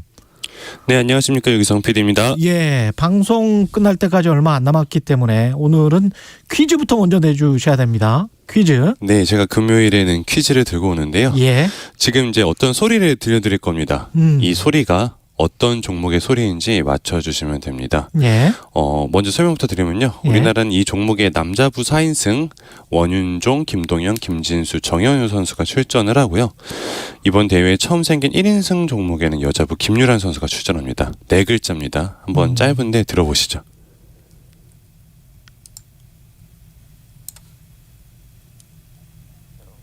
소리 혹시 들렸나요? 소리 안 들린 것 같은데요? 예. 아, 그러신가요? 예. 그러면은 이번에 소리 없이 그냥 제가 설명해 드린 거만 맞춰주시면 될 것 같습니다. 아니, 저 소리가 곰곰이 제가 들어봤는데 컴퓨터 클릭 소리 비슷한 것만 났어요. 아, 그래요? 예. 이거는 네. 알겠습니다. 제가 다시 한번 설명을 드릴게요. 예. 네, 남자부 4인승 원윤종, 김동현, 김진수, 정현우 선수 출전하고요. 1인승 종목에는 처음에 생겼거든요. 이번 대회 처음 생겼는데 김유란 선수가 출전하는 4글자의 이 종목은 무엇일까요? 맞춰주시는 분들께는 저희가 커피 쿠폰과 베이징 올림픽 굿즈 보내드릴 거고요. 짧은 문자 50원, 긴 문자 100원이 드는 샵 9730으로 보내주시면 되겠습니다. 아, 커피 쿠폰하고 베이징 올림픽 굿즈를 정답자에게 추첨을 통해서 추첨해서 한꺼번에 주는 거예요? 한 사람한테? 커피 쿠폰 어떻게 주는 거예요? 커피 쿠폰 받으시는 분은 올림픽 굿즈도 같이 받을 수 있는 거예요? 올림픽 굿즈는 제가 이제 돌아가서 보내드려야죠. 오케이, 알았습니다. 네. 아, 이게 중요한 거군요. 예. 네. 일단 그리고 우리 저 메달이 막 나오고 있습니다. 이제 동메달, 금메달. 네. 네, 맞습니다. 네. 김민석 선수가 대한민국 1호 메달이었습니다. 네. 스피드 스케이팅 1500m에서 동메달을 따냈습니다. 평창올림픽에 이어서 다시 한번 메달리스트 포디움에 올라갔고요. 거의 2m에 가까운 네덜란드 선수들과 어깨를 나란히 한 사진이 좀 화제가 되고 있죠. 아마 4년 뒤에도 우리는 김민석 선수를 볼 수 있을 것 같습니다. 지금 이제 22살밖에 안 됐거든요. 22살? 예. 네, 뭐 네덜란드의 스베인 크라모 같은 선수는 벌써 5번째 올림픽 스피드 스케이팅에 도전하고 있으니까요. 예. 4년 뒤에도 볼 수 있을 것 같고요. 무엇보다 반가운 소식은 이제 어려운 환경을 뚫고 길을 내준 황대현 선수의 쇼트트랙 1500m 금메달인 것 같습니다. 그렇죠. 굉장한 레이스를 펼쳤죠. 은메달을 딴 디부아 선수, 캐나다 선수인데 황대현 뒤만 쫓아갔더니 은메달이었다. 뭐 이런 얘기가 나올 정도로 엄청난 레이스를 펼쳤고요. 예. 이번 결승전이 사실 굉장히 좀 특이했던 게 굉장히 꼬리가 길었어요. 10명의 선수가 뛰는 정말 사상 초유의 결승전이었거든요. 아, 쇼트랙에서 10명. 그러다 보니 예. 네, 뭐 어드밴스 받은 분들이 워낙 많아서. 근데 이게 아무래도 선수가 많으면 우리가 불안해지잖아요. 그렇죠. 워낙 페널티를 받는 경우를 많이 봤었으니까. 그 점에서는 다행히 황대현 선수가 정말 노련한 또 영리한 레이스를 펼쳐서 금메달을 땄고요. 재밌는 건 이제 금운동을 딴 포디움에 올라간 세 선수가 예선에서 모두 같은 조에서 뛰었던 선수들이었다는 사실이 눈에 들어왔습니다. 그렇군요. 재밌네요. 네. 그것도. 이 판정에 대한 논란은 대회 초반부터 이제 많이 나왔었는데 어떻습니까? 현지에서 보면. 판정 논란이 굉장히 뜨거웠죠. 예. 정말 우리 선수들도 그렇고 헝가리 선수들까지 페널티를 받은 그날은 정말 무더기 페널티가 경기 내내 나왔었거든요. 예. 이를 두고 뭐 어디서는 눈 뜨고 코 베이징 이런 얘기까지 했었는데 우리나라가 국제 스포츠 중재 재판소 CAS에 제소를 했죠. 제소를 해서 그래서인지 좀 그 다음에는 이제 논란이 좀 줄어들긴 했습니다. 아무래도 심판들이 가장 좀 위축됐나요? 네. 예. 그것까지는 제가 잘은 모르겠지만 이게 선수들한테 미친 영향이 클 것 같아요. 선수들이 내가 조금이라도 건드렸을 때 페널티가 나올지도 모른다라고 머릿속에 생각을 하면은 자기 레이스를 펼치기가 쉽지가 않거든요. 하지만 이제 우리 선수들을 뒷받침하는 측면에서 우리가 이렇게 제소를 한 것이 선수들에게 좀 더 힘을 주는 그런 조치가 아니었나 생각이 듭니다. 전략적으로 그래서 황대현 선수도 처음부터 그냥 치고 나가버렸잖아요. 네. 9바퀴 그렇죠. 남기고 그냥 바로 치고 나가서 계속 1등이었으니까. 맞습니다. 방법은 뭐 김동선처럼 뛰는 것밖에 없다는 얘기가 굉장히 많았었죠. 예. 쇼트랙이 우리 주력 종목인데 이제 남은 메달, 남은 경기가 어떤 것들이 있나요? 일단 오늘 저녁에 최민정, 이유빈 선수가 여자 1000m에 또 출전을 합니다. 그리고 네. 오늘 남자 계주 네. 곽윤기 선수까지 뛰는 준결승이 또 펼쳐지고요. 네. 그다음 일요일에는 이준서, 황대현 선수가 500m 금메달에 도전을 하고요. 예. 황대현 선수도 이관왕을 노리겠지만 이준서 선수도 굉장히 좋은 레이스를 펼치고 있거든요. 그렇죠. 그래서 이준서 선수도 좋은 경기가 될 것 같고요. 최민정 선수가 마지막에 정말 멋진 역전극을 펼쳤던 여자 계주도 일요일 저녁에 결승이 펼쳐집니다. 기대가 되고 차준환 선수는 뭐 굉장히 잘했어요. 역대 최고 기록을 세웠습니다. 남자 피겨 스케이팅 우리나라. 네, 맞습니다. 제가 현장에서 봤는데 제 생각에는 주관적일 수도 있지만 음악에는 제일 잘 맞는 연기를 펼친 선수가 차준환 선수가 아닐까 싶은 생각이 들 정도로 굉장히 좋은 연기를 펼쳤습니다. 현장에서 보니까 진짜 좋죠. 네, 경기장에 있는 관중들도 차준환 선수한테 굉장히 큰 박수를 보냈었고요. 5위, 이 5위라는 기록은 이제 김연아 선수 이후에 한국 선수가 5위 이내에 이름을 올린 적이 없었습니다. 피겨 스케이팅에서 굉장히 값진 기록이고요. 남자 피겨 스케이팅에서도 최고 순위, 본인이 가지고 있던 지난 평창에서의 15위 순위를 5위로 끌어올리는 굉장한 성과를 보였고요.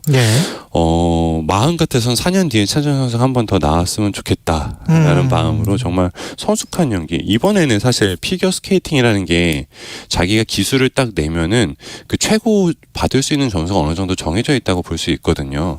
그래서 차준환 선수가 금운동 선수에 비해서 기술적인 면에서 좀 부족해서 좀 아쉽게 5위에 했지만 다음엔 기술적인 면이 좀 더 보강이 된다면 충분히 메달도 노려볼 수 있지 않을까라는 생각이 들었습니다.